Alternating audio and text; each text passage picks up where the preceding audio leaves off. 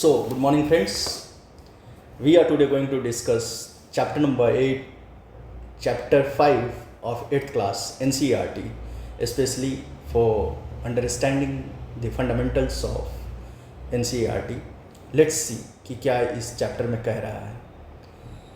ये चैप्टर का नाम है When People Revolts 1857 and after. इसमें ये कहना चाह रहा है कि जब पीपल्स रिवोल्ट करते हैं तो उसके क्या इफ़ेक्ट पड़ता है, कैसी सिचुएशन होती है और उसका प्रभाव क्या पड़ता है. तो हम लोग चलिए देखते हैं 1857 में जो पीपल्स रेवोल्यूशन है वो किस तरीके से इफ़ेक्टिव था. जो ये फिगर है वो ये शो कर रहा है कि sepoys and peasants gather forces for revolt that spread across the plains of the north India in 1857. ये कहना ये चाह रहा है कि सिपोई जो थे वो पीजेंट्स के साथ मिल करके कहीं ना कहीं नॉर्थ इंडिया के बेल्ट में 1857 के रिवोल्ट को अंजाम देते हैं. इसमें ये होता है बेसिकली विल बी नोइंग कि जो मेरठ का रीजन है नॉर्थ इंडिया का और जो गंगा यमुना डोआब है उस रीजन में फार्मर्स की संख्या ज़्यादा है and even the density of the population is so huge in north India. तो जनरली जो सिपोई की नौकरी कर रहे हैं वो कौन लोग कर रहे हैं? डेफिनेटली जो मेजोरिटी में कौन है? एग्रीकल्चरिस्ट्स हैं, पीजेंट्स हैं, उन्हीं के घर के बच्चे सिपोई में जा रहे हैं. तो if someone is making the laws against the sepoys that means that is directly affecting the family. अगर सिपाही के लॉज को अगर जनमत नहीं बनाएंगे, अगर एट्रोसिटीज़ वाला बना देंगे, उन पर उत्पीड़न करेंगे तो डेफिनेटली कहीं ना कहीं वो अफेक्ट करेगा फार्मर्स को भी, क्योंकि उन्हीं के घर से जाते हैं. तो चलिए हम लोग आगे देखते हैं पॉलिसीज़ एंड द पीपल. ये पॉलिसीज़ किसके पॉलिसीज़ का बात किया गया है? Do you know? ये पॉलिसीज़ उन पॉलिसीज़ की बात की गई है कि ब्रिटिशर्स जो हैं किस टाइप के पॉलिसीज़ इम्पोज कर रहे हैं इंडियन पीपल पर. In the previous chapter you looked at the policies of east India company and the effect they had on different people. वो ये कहना चाह रहे हैं कि जो पॉलिसीज़ है ब्रिटिशर्स का वो इंडिया के डिफरेंट पीपल्स पे किस टाइप से इफेक्ट कर रहा है. ये डिफरेंट पीपल कौन है? You have to understand who are these different people. Then different peoples means people on the basis of caste, people on the basis of religion, SC, ST, OBC, on the religion, Muslim, Sikhs, Buddhist, Christian, Jains. उसके बाद हम आगे बढ़ते हैं तो peoples on the basis of tribals, womens etcetera. तो इन सब के लिए इन सब को अफेक्ट कर रहा था कहीं ना कहीं because they were very much clever. और इतना ही नहीं, इस पॉलिसीज़ के साथ उनके लाइवलीहुड्स को भी, उनके कल्चर को भी, उनके कस्टम्स को भी, उनके बिलीव्स को भी कहीं ना कहीं हैम्पर कर रहा था. हम लोग जो आगे के चैप्टर में देखेंगे, देखिए जिस तरीके से आगे लिखा है, kings, queens, peasants, landlords, tribals, soldiers were all affected in different ways. तो ये आपको क्या बताना चाह रहा है?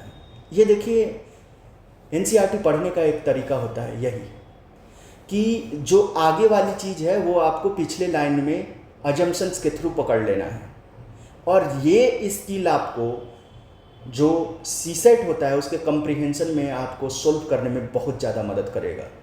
और इसको इनबिल्ड करना है अभी while reading this, and this habit will make you the perfect in CSAT examination specially for comprehension. आगे हम लोग मूव करते हैं. You have also seen how the people resisted this policies and actions that harm their interest और go against their sentiments. अब देखिए ये चीज़ को ये क्या शो करना चाह रहा है कि ये जो पॉलिसीज़ है वो कहीं ना कहीं जो उनके एक्शंस हैं, जो इनके इंटरेस्ट है, जो इनके सेंटिमेंट्स हैं, इन सारे को इफ़ेक्ट कर रहा है. That means the overall lifestyle, overall atmosphere is being affected. और उसको लोग क्या कर रहे हैं? In return they are resisting this. और इसी के लिए क्या हो रहा है? ये रेसिस्टेंस एक दिन रेवेलियन के फॉर्म में, वार के फॉर्म में, रिवॉल्ट के फॉर्म में चेंज होता है, जिसको हम 1857 के रूप में देख रहे हैं. अब देख रहे हैं, जैसे पहला एग्जाम्पल इन्होंने इनिशिएट किया है विथ ए हायरार्की, कि नवाब उस समय के एक काफ़ी ज़्यादा इम्पॉर्टेंट गवर्नेंस के पिलर थे, not only in economic structure and agricultural structure of the nation but also in social stature. मतलब सोशल इंस्टीट्यूशन में, सामाजिक में भी, आर्थिक में भी, ये दोनों पहलू में नवाब का एक विशेष रोल था। उनको देखते हैं इनकी पॉलिसी किस तरीके से इफ़ेक्ट कर रहा है। Since the mid 18th century the nawabs and the rajas had their power eroded. ये कह रहा है कि mid 18th century that mean 1750s में राजा एंड नवाब का पावर जो है कहीं ना कहीं कम होता जा रहा है, कहीं ना कहीं उसे ख़त्म किया जा रहा है। They had gradually lost their authority and honour. मतलब आप समझ रहे हैं, ऑथोरिटी भी जा रहा है, ऑनर भी जा रहा है। ये कैसे छीना जा रहा है? तो by the idea of policies. हम लोग आगे मूव करते हैं। Residents had administrations in many courts, the freedom of the rulers reduced, their armed forces disbanded, and their revenues of the territories taken away by stages। ये stages का मतलब क्या है? मतलब 1 by 1, एक पॉलिसी के बाद दूसरे पॉलिसी, दूसरे पॉलिसी के बाद तीसरे पॉलिसी से इनसे छीना जा रहा है। कैसे छीना जा रहा है? आप लिंकेज समझिए। 1765 दीवानी मिलती है इनको, 1793 परमानेंट सेटलमेंट लाते हैं अलग एरिया में, महलवारी। फिर उसके बाद आपको रैयतवारी सिस्टम लाते हैं। इससे क्या करते हैं? रेवेन्यू खुद जनरेट करते हैं, और जो हमारे यहाँ के दीवान थे उसको पपेट बनाते हैं और अपने लायक बनाते हैं कि आप यहाँ के पीजेंट्स को से जैसे मन चाहे वैसे लाएं। दूसरी चीज़, 1790 में क्या कर रहे हैं? हमारे एग्रीकल्चरल फार्मर्स को तंग कर रहे हैं। कैसे? They are forced to produce plantations, जिसे कैश क्रॉप के रूप में देखा जा रहा था, जो उनका नीड था। उसके बाद उनसे ज़्यादा कर वसूली किया जा रहा है। Eight the same time they were demanding irrigation and all कि उसको बढ़ाया जाए, लेकिन ये लोग बढ़ा नहीं रहे थे। इनको परमानेंट फिक्स्ड इनकम चाहिए था, वो भी हर वक्त इंक्रीज होता हुआ। इसके साथ हम लोग देखते हैं कि 1790 के बाद में ही हमारे ट्राइबल्स को किस तरीके से उन पे अपना पॉलिसी इम्पोज करते हैं, और पॉलिसीज़ को इम्पोज करके उनको प्लांटेशनल लेबरर बनाते हैं, उनको परमानेंट सेटलमेंट के अंदर लाते हैं, उनके अंदर मिशनरीज़ की पॉलिसीज़ को इम्पोज करते हैं। That means they were destroying everything and they were affecting the life of each and every people. आगे हम लोग मूव करते हैं। आप समझ गए होंगे जो मैं समझाना चाह रहा हूँ। थोड़ा सा अंग्रेजी भी आप समझते रहिएगा, मैं हिंदी में भी कोशिश करूँगा। Many ruling families tried to negotiate with the company to protect their interest, even though कि जो हमारे यहाँ के रूलर थे उस समय, वो नेगोशिएट करना चाहे कंपनी से कि उनकी इंटरेस्ट और उनकी राजशाही बनी रहे, but they were more clever than this Mughals. Mughal period में क्या हुआ था? पॉलिटिकल मैरिजेस हो रहा था जिससे कॉम्प्रोमाइज़ हो रहा था, and somewhere the Indian rulers, कहीं ना कहीं इंडियन रूलर जो थे अपना ऑथोरिटी को बचा लेते थे। But this Britishers were 1 step ahead, वो एक स्टेप आगे चलते थे इस क्रूकरी में। आगे बढ़ते हैं। For example, Rani Lakshmibai of Jhansi wanted the company to recognise her adopted son as the heir of the kingdom after the death of her husband. Rani Lakshmibai चाहती थी कि जो कंपनी है वो उनके बच्चे को एज ए हायर, मतलब नेक्स्ट राजा के रूप में एडॉप्ट कर ले, एक्सेप्ट करे, बट वैसा ये लोग होने नहीं दिए। दूसरा, नाना साहब, the adopted son of Peshwa Bajirao second, pleaded that he be given his father's pensions when the latter died। नाना साहब के साथ भी सेम सिचुएशन है, जो कि एडॉप्टेड सन है किसके? पेशवा बाजीराव सेकेंड के, और वो चाहते थे कि हमारा पेंशन कंटिन्यू किया जाए और हमारा जो कमिंग जनरेशन्स है उसके लिए भी पेंशन सिक्योर है, but at the same time ये पॉसिबल नहीं हुआ। However the company confident of its superiority and military powers turn down this place. अब जो ब्रिटिशर्स के पास सुपीरियरिटी किस चीज़ में था, ये आप थोड़ा सा समझने की कोशिश कीजिए। दे वर क्लेवर, दे वर क्रूक्स बेसिकली। सुपीरियरिटी इस सेंस में कि ये हुक एंड क्रूक जानते थे कि कैसे गवर्न करना है इंडिया को। दूसरी चीज़, इंडियन मिलिट्री पावर्स, इनके पास मिलिट्री पावर्स ऑर्गेनाइज था because they were continuously fighting the Wars.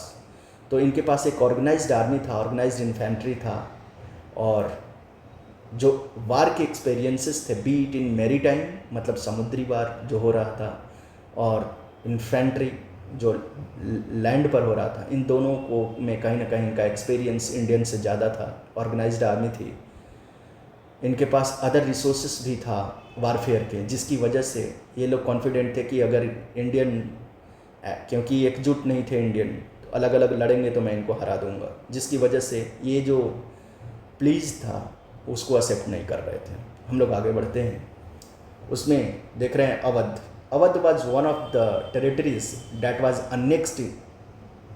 Awadh जो है वो अनेक्स छीन लिया गया था। इन 1801 a subsidiary alliance was imposed on Awadh.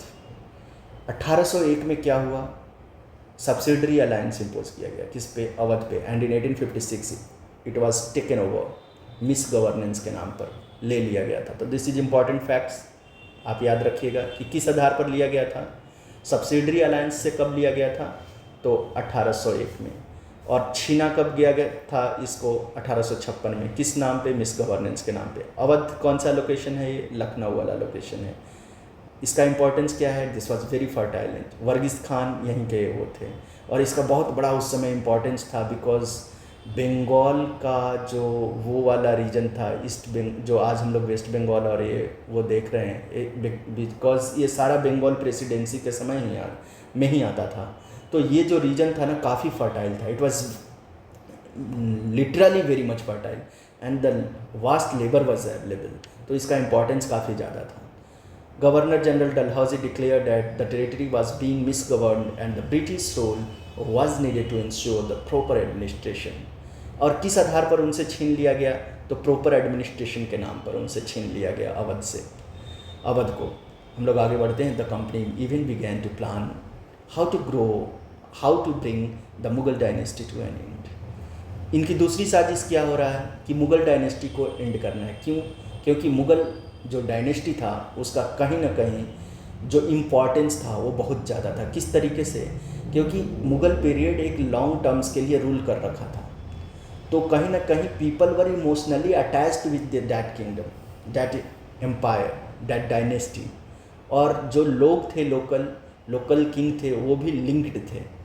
और इसका इसीलिए ये सोच रहे थे कि जो आइडेंटिटी है, मुगल आइडेंटिटी, उसको ख़त्म कर देते हैं। और मुग़ल आइडेंटिटी को ख़त्म करने के लिए इन्होंने और भी बहुत सारे काम किया, जैसे मुग़ल के जो बनाए हुए स्ट्रक्चर्स थे, कंस्ट्रक्शन थे, उसको चेंज किया। मुग़ल के जो राजास थे उनको चेंज किया। तो a lot many activities they try to do कि मुग़ल की जो आइडेंटिटी है इंडियन लोगों के अंदर वो ख़त्म हो जाए। The name of the Mughal king was removed from the coins minted in by the company. जो अभी मैं आपको कह रहा था, एक कंपनी जो क्वाइंस उस समय के थे, उस पे मुग़ल किंग्स के फ़ोटो पिक्चर हुआ करता था, उसको क्या किए इन लोगों ने हटाने का कोशिश किया। In 1849 governor general Dalhousie announced that after the death of the Bahadur Shah Zafar, the family of the king would be shifted out of Red Fort and given another place in Delhi to reside in.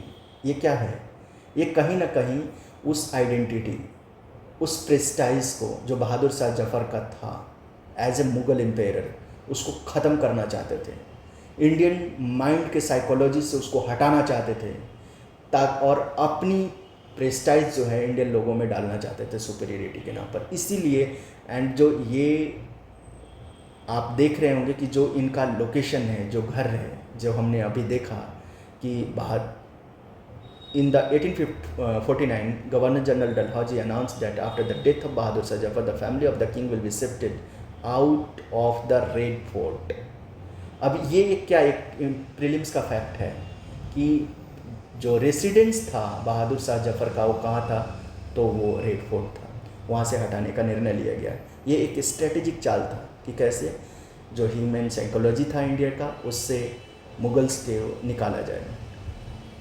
In 1856, the Governor General Canning decided that Bahadur Shah Jafar would be the last Mughal king after his death, none of his descendants would be recognized as king. They would just be called princes. What this? ये भी एक important fact है prelims के लिए. Who was that governor general जो last ruler के रूप में बहादुर शाह जफर को देखा तो लॉर्ड कैनिंग ने. तो ये प्रीलिम्स के फैक्ट हैं, आप याद रखिएगा. और ये क्यों किया जा रहा है? I have already explain the subjectivity behind this. मैंने आपको इसके पीछे का कारण बताते गया हूँ कि क्यों, किस तरीके से तो मुगल की आइडेंटिटी को इंडियन लोगों के बीच से ख़त्म करना चाहते थे. Because of which these actions are being taken. ये प्रिंसेस के रूप में क्यों इनको दर्शाना चाह रहे हैं? ये किंग के रूप में इसलिए नहीं दर्शाना चाह रहे हैं because they want to show that the prince is still immature. ये एक नाम को इस्तेमाल करना चाह रहे हैं, but they wants to play the role of the kingship. इसकी वजह से ये प्रिंसेस का नाम दे रहे हैं. तो this was the logic behind this. हम लोग आगे मूव करते हैं. The peasants and the sepoys.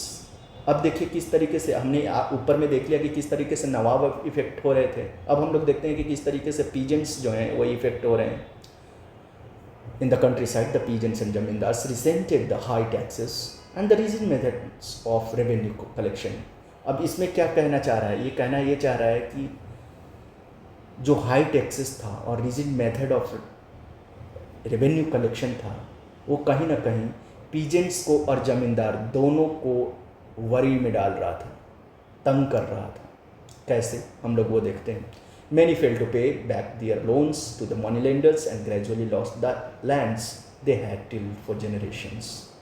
अब जो ये मनी लेंडर्स थे, ट्रेडर्स थे, जिस तरीके से आपने देखा था प्रीवियस चैप्टर में भी ट्राइबल्स को तंग कर रहे थे, in the same format somewhere the money lenders, दो जो लेंड कर रहे थे फार्मर्स को पैसे, तो पैसे तो पे किया. और एग्रीकल्चरल क्या है? सीजनल इनकम होता है. जब जो क्रॉप है वो फाइनल हो जाता है तभी वो मिल पाता है बेनिफिट. अब उस कंडीशन में क्या है कि we were totally dependent upon monsoon और वैसा कोई टेक्नोलॉजिकल एडवांसमेंट नहीं था. तो productivity will not be that much which will match, कि जितना वो लोग डिमांड रेवेन्यू का कर रखे थे उसको मैच नहीं कर पाता था. अल्टीमेटली रिजल्ट क्या आता था कि हम लोग लोन में ट्रैक कर जाते थे. जो फार्मर्स थे वो लोन में ट्रैक कर जाते थे और उसका रिपरकशंस चेन ऑफ पॉवर्टी शुरू हो जाता था.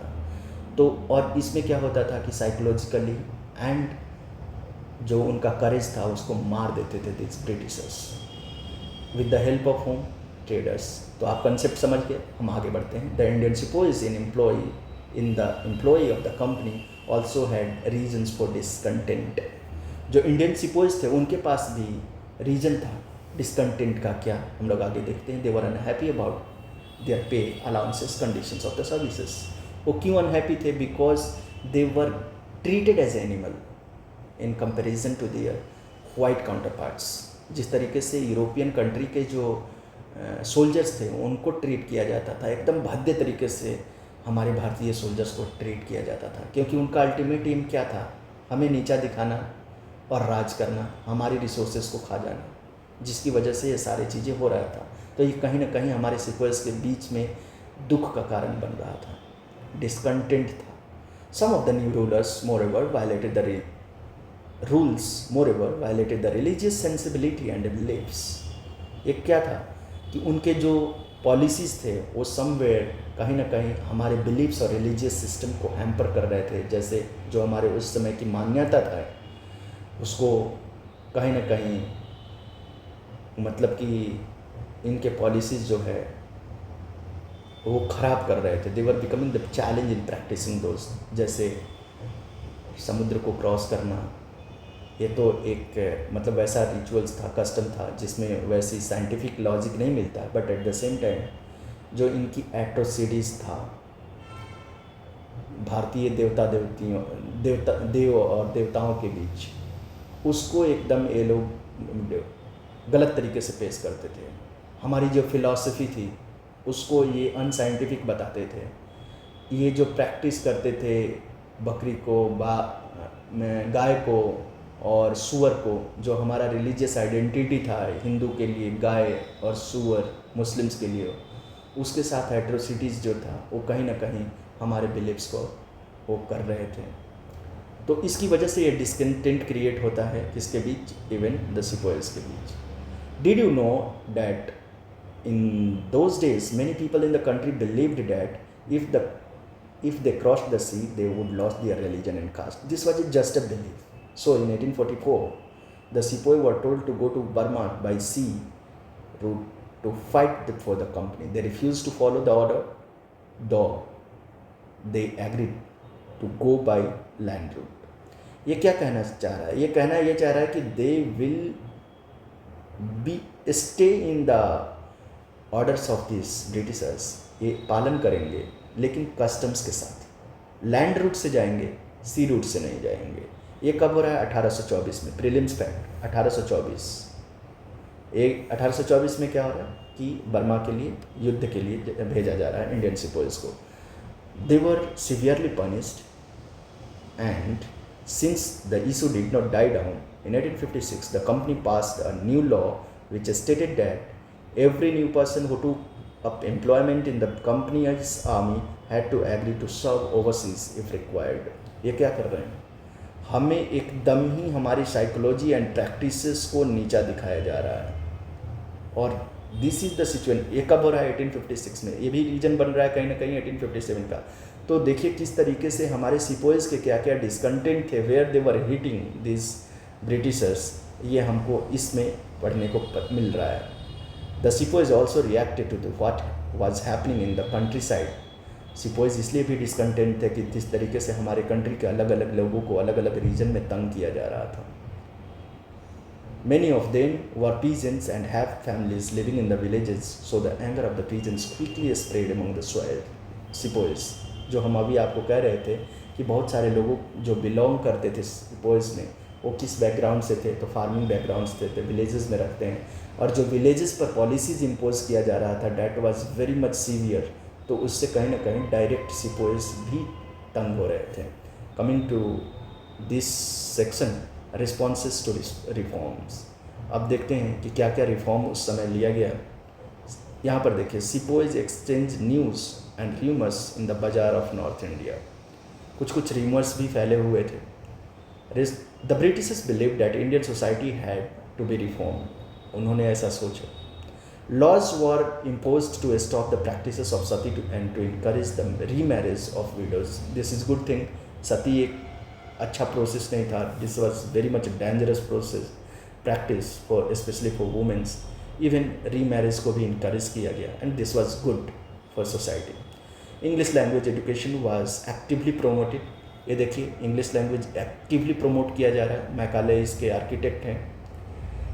After 1830 the company allowed Christian missionaries to function freely and in its domain and even own land and properties. अब देखिए 1830 में जो कंपनी है वो क्रिश्चियनिटी को अलाउ कर रहा है. बट मैं यहाँ पर रिमाइंड कर रहा हूँ कि इससे हमारे कहीं ना कहीं जो ट्राइबल ग्रुप थी वो खुश नहीं था. And the very best example of this is Birsa Munda. इतना ही नहीं, आगे बढ़ कर के हमारे विवेकानंद जी जब स्पीच देते हैं शिकागो में 1893 में, तो शिकागो टाइम्स इस बात को लिखती है कि जो यूरोपियन जर्नलिस्ट हैं वो कितने बड़े फूल हैं, कितने बड़े मूर्ख हैं, जो इतनी महान और इतने इंटेलेक्चुअल धरती पे मिशनरीज की पाठ पढ़ा रहे हैं. This was the evidence. And ये छाप छोड़ कर के आए थे Vivekananda. So the contribution of such great saints youth can not be spoken out, it can only be felt. आगे हम लोग मूव करते हैं. इन 1850 a new law was passed to make the conversion to Christianity easier. 1850 में law बनाते हैं कि किस तरीके से क्रिश्चियनिटी को ईजिली वो किया जाए. आगे बढ़ते हैं. This law allowed an Indian who had converted to Christianity to inherit the property of his ancestors. इन्होंने ये सोचा कि अगर हम क्रिश्चियनिटी पर चेंज करेंगे तो हो सकता है कहीं हमारे को प्रॉपर्टी ना मिले. बट इन लोगों ने नियम इस तरीके से बना दिया कि नहीं, आपको प्रॉपर्टीज भी मिलेगा. Many Indians began to feel that the British was destroying their religion, their social custom and traditional way of life. Now 1850 में शुरू करते हैं. 1857 में इनको रिपरकशंस देखने को मिलता है. ये इंडिकेट करता है कि कहीं ना कहीं जो इंडियन पीपल थे और not only tribals but others also, कि ट्राइबल्स का तो ये लोग पूरा सिस्टम ही चेंज कर दे रहे थे, but at the same time the customary practices and traditional way of life of whole Indians were being affected. आगे मूव करते हैं। They were of course other Indians who wanted to change their existing social practice, but at the same time कुछ Indians ऐसे भी थे moderate types के जो हमारे एग्जिस्टिंग प्रिंसिपल्स को, सोशल प्रैक्टिस को चेंज कर रहे थे, जिसमें कहीं कमियां थी, जैसे सती प्रथा, चाइल्ड मैरिज, कास्टिज्म, ये सारी चीज़ें कहीं ना कहीं बदलनी चाहिए थी। आगे हम लोग मूव करते हैं। Through the eyes of the people to get glimpse of what people were thinking those days about the British rule, study source 1 and source 2। ये आप लोग खुद से पढ़िएगा ताकि आपकी खुद की आर्टिकुलेटिंग नॉलेज और इंटरप्रिटेशन नॉलेज जो है वो आपका बढ़े। हम लोग आगे मूव करते हैं। अ म्यूटनी बिकम्स पॉपुलर अपराइजिंग। अब देखिए जो 1857 का विद्रोह है वो किस तरीके से पॉपुलर अपराइजिंग का फॉर्म लेता है, उसको हम लोग कवर करेंगे। Though the struggle between the rulers and rules not unusual, sometimes some struggles become quite widespread as popular resistance so that the powers of the state breaks down। ये कहना ये चाह रहा है कि ऐसा नहीं है कि कोई पहली बार राजा और प्रजा के बीच झगड़ा हो रहा था, ये आपको देखने को मिलेगा, लेकिन ये जो स्ट्रगल था वो पॉपुलर हो गया because there were so much of atrocities. और वो कैसे हुआ है हम लोग इसमें देखते हैं। म्यूटनी क्या होता है? म्यूटनी का डेफिनेशन दिया गया है, when soldiers as a group disobey the officers in the army, इसको बोलते हैं म्यूटनी। Prelims fact. आगे मूव करते हैं। A very large number of people began to believe that they have a common enemy and rise up against the enemy at the same time. For such situation to develop, people have to organize, communicate, take initiative and display the confidence in turn to the situation around. ये क्या कहना चाह रहे हैं? ये कहना चाह रहे हैं कि जो हमारा कॉमन एनिमी था, कौन था? ब्रिटिशर्स। उनके अगेंस्ट में कैसे हम लोग ऑर्गेनाइज्ड रूप में इनको चैलेंज कर सकते हैं उस सिचुएशन का, तो इसको ये लोग जो ग्राउंड पर है वो कन्वर्ट करने की कोशिश करते हैं। अब कैसे करते हैं हम लोग देखते हैं। Such a situation developed in the north parts of India in 1857। ये सिचुएशन कहाँ डेवलप हो रहा है? 1857 में। किस पार्ट ऑफ इंडिया में? तो नॉर्थर्न पार्ट ऑफ इंडिया में, इन मोर कंक्रीट फॉर्म। ऐसा नहीं है कि दूसरी जगह पर नहीं हो रहा था, ऐसा हो रहा था। 1817 की बात जो आपको जो वो बॉक्स है उसमें पढ़ने को मिलेगा, जो आप पढ़िएगा तो समझ में आएगा। After 100 years of conquest of administration, the English East India Company faced a massive uprising that started in May 1857 and threatened the company's very presence in India. जो ये रिवॉल्ट था, इससे इनको समझ में आ गया कि एग्जिस्टेंस ख़त्म कर सकते हैं इंडियंस कंपनी के, क्योंकि सबके अंदर डिसकंटेंट था। Suppose mutant in several places beginning from Meerut, and a large number of people from different sections of the society rose up in rebellion। जब ये रेवेलियन शुरू होता है, म्यूटनी शुरू होता है, इनको कौन साथ देने लगते हैं? Common mass, which is an important feature of this that this was not only a sepoy mutiny but also a war by mass people, by mass. Some regarded it as the biggest armed resistance to colonialism in the 19th century anywhere in the world। कुछ लोगों का ये भी observation था कि पूरे world में ये सबसे बड़ा आर्म रेसिस्टेंस था कॉलोनियलिज्म के अगेंस्ट में। आगे हम लोग मूव करते हैं फ्रॉम मेरठ टू दिल्ली। अब देखते हैं मेरठ से दिल्ली का क्या सिचुएशन था। ऑन 8 अप्रैल 1857 या young soldier Mangal Pandey was hanged to death after death in Barrackpore. तो ये प्रीलिम्स का फैक्ट है, याद रखिएगा। कब इनको डेथ हैंग किया जा रहा है? 8 अप्रैल 1857 को। Some days later some sepoys of the regiment at Meerut refuse to do the army drill using the new cartilage. कुछ जो हमारे सोल्जर्स थे वो रिफ्यूज़ किए। क्यों? क्योंकि यहाँ पर वो लोग काऊ एंड सुअर का इंग्रेडिएंट्स समवेयर यूज़ कर रहे थे कार्टिलेज में। 85 sepoys were dismissed from the service and sentenced to 10 years jail for disobeying their officers. This happened on 9th May 1857. ये याद रखिएगा। कितने लोगों को? तो 85 सिपोयस को। किस लिए? सिर्फ डिसओबे करने के लिए, विदाउट नोइंग द रीजन्स। तो ये शो करता है कि किस टाइप का एट्रोसिटीज़ उस समय के डिफेंस ऑर्गेनाइजेशन में था। The response of the Indian soldiers in Meerut was quite extraordinary. On 10th May, the soldiers marched to the jail in Meerut and released the imprisoned sepoy. ये अपने जितने भी दोस्त, जो इनके सहपाठी थे, जो लोग थे, जो जेल में बंद थे, उनको छुड़ाए, imprisoners को छुड़ाए. They captured guns and ammunition, set the fire the buildings and properties of the British and declared the war on the Firangis. ये फिरंगीज किसको कहते थे? Foreigners को. The term reflects an attitude of contempt. और इनको उनके बिल्डिंग्स में, उनके घरों में जहाँ पर ये अंग्रेज रह रहे थे, उनको आग लगा दी। The soldiers were determined to bring to an end to their rule. ये एकदम डिटरमाइंड हो रखे थे कि इनके राज को ख़त्म कर देना है। इन आज तक के लिए हम लोग यहीं पर इस क्लास को फिनिश करते हैं। Tomorrow we will start from 10th में, जो मेरठ से वो फिनिश होता है, और हम लोग आधे चैप्टर को कल ख़त्म करेंगे, बिकॉज वो लेंदी हो जा रहा था। Because the ultimate of teaching this NCERT is this also that कि आपके फैक्ट और कंसेप्ट और एनालिटिकल स्ट्रेंथ, ये तीनों डेवलप हो। मेन मोटिव ये था। तो कहीं ना कहीं वो मोटिव जो था कॉम्प्रोमाइज़ हो रहा था, इसलिए मैंने इससे डबल पार्ट में करने का कोशिश किया है। And thank you for watching this wisdom tree.